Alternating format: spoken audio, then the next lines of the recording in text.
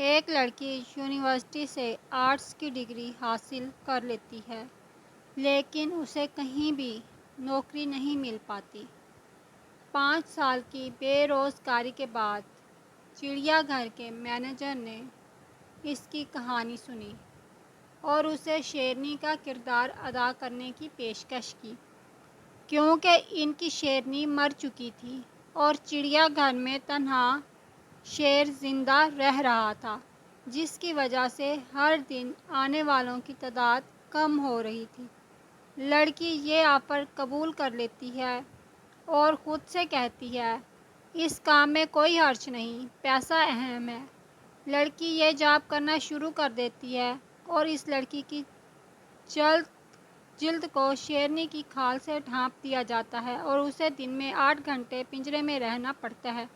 دن اسی طرح گزرتے رہے، لوگ آتے اور پنجرے کے اندر شیرنی کو دیکھ کر لطف اندوز ہوتے رہے۔ ایک دن گارڈ پنجرے کے گیٹ کو لاک کرنا بھول گیا اور اسے کھلا چھوڑ دیا۔ شیر نے جب یہ دیکھا تو شیر آہستہ آہستہ لڑکی کی طرف بڑھنا شروع ہو جاتا ہے۔ لڑکی خوف زدہ ہو جاتی ہے اور اسے اپنی موت اپنی آنکھوں کے سامنے نظر آنا شروع ہو جاتی ہے۔